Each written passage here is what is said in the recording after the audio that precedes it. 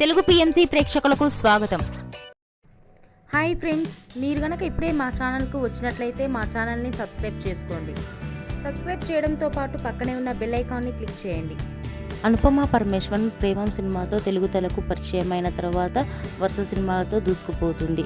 తెలుగు, తమిళ, మలయాళ, కన్నడ భాషలలో సక్సెస్ఫుల్గా రాణిస్తుంది ఈ హీరోయిన్. తాజాగా అనుపమ తన లేటెస్ట్ ఫొటోస్ని అభిమానులతో పంచుకుంది. ఆ ఫొటోస్ని మనం కూడా చూసేద్దాం.